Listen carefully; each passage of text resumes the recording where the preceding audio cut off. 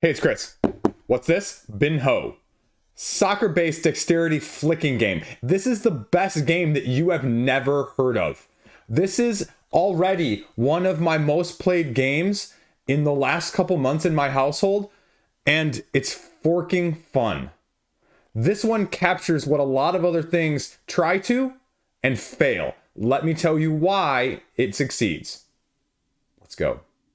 Now you may be saying, Chris, how fun can soccer be? How fun can football be? Well, let me tell you right now, this game works because it simulates what you're looking for in a soccer game in itself, right? You're looking for the chaos, you're looking for the control, you're looking for the talent, you're looking for the skill, but you're also looking for the luck at the same time. And so this board brings it to you. Now, this is like a turf edition here. You can see that I've got 10 different pegs on each end, simulating the players on the field. Not a goalkeeper per se, but enough that if you're flicking, you're not going to get it through easily either. So you get to carom it off the side, you get to shoot it back and forth. And just like any good soccer game, if you're not playing up the standards, you're going to get yellow or even red carded. Because if you get yellow or red carded, not only does it actually have consequence in this game, you can potentially, as you can see here, lose one of your players. Then all of a sudden, that flicking gets a lot easier for your opponent to actually try and score. And that's where the beauty and the dynamic of this game is. Because, okay, Chris, how do you foul in a game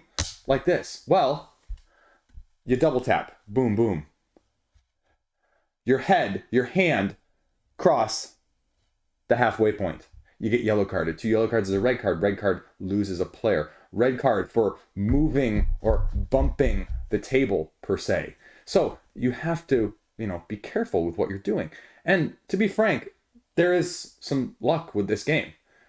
This is not like pool where you're caroming it and seeing where it's going to go. Oh, did I mention? Because you can see right there how hard you can flick it. You can flick it off the table, which again, gets you a card. But that's really the conundrum. That's really the beauty of it at the same time. You're never quite sure who's going to score when. You might be slightly better.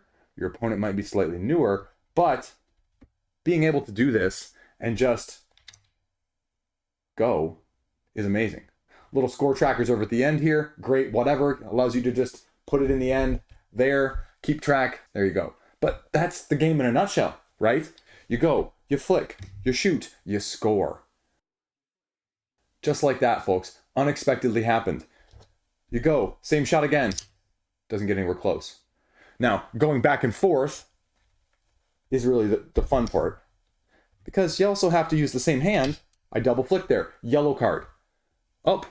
You didn't get it out of your own goal. Up. Defender blocking it. How are you going to do that? So you go back and forth in this way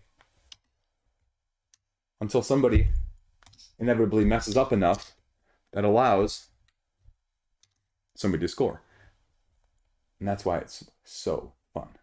Now, I won't lie about this. When I was looking at this and flicking these marbles, I was really concerned. Is this going to hurt my hands, right? Is this going to be worse than crokinole in terms of you smack stuff or you smack tumbling dice and it just hurts, right, after a while? No, because you can flick, but you can gently flick these marbles because they fly really nicely across this actual like turf. And here's the conundrum, though. This game is an absolute smashing success with my kids. This is easily our most played dexterity game. This is just the most accessible, one of, if not the most accessible board game in my collection now. That's coming from someone who has crokinole, loves crokinole, who has Clask, loves Clask. Now I have this. And this, I'm going to make the argument, is even more appealing to non-gamers than those, even though, the presence of both of those, the fun factor of those is high. I'm going to make the argument that just the sheer knowledge of soccer/football, wherever you're from, is going to make people more interested in simulating this because everybody knows this. Those others, again, they're an unknown. You can attract people, but this is just the known. And there's something more appealing as a general sense too. Let's talk about the elephant in the room though. The other reason I hesitated on buying this in the first place from the company, it's $110. This is $110. I mean, it's beautiful. Don't get me wrong. The quality is absolutely outstanding. These bands on the outside are fantastic at what they do.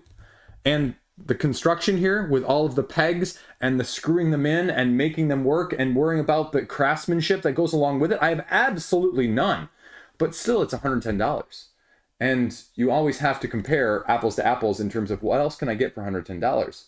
I can get a Deluxified Euro that takes 3 hours that I'm going to play once a year. Or I can play this half a dozen times this afternoon with my kids instead for, you know, less setup time than the Euro is going to take to actually get to the table or torn down. So how do you justify things? How do you take a look at this and go, this or the other? Because $110 is a scary price point for something like this. I mean, it's a this for some people, and it's a complete this for others. But I'll query you this. I guarantee you spent that on a crowdfunding project in the last year, haven't you?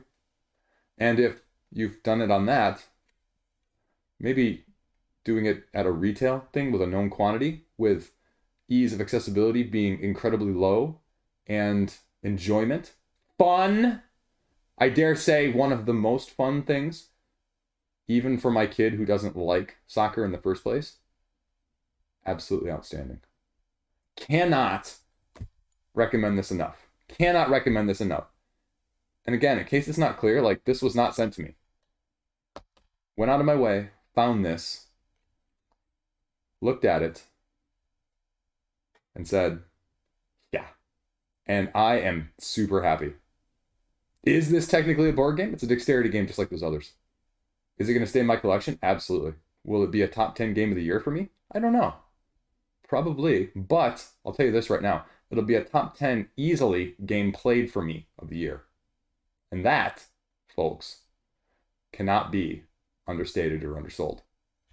There you go. Thanks for watching. Link down to the website in case you're interested in something like this. I'll throw it in the comments. Thanks. Stay classy. See you around.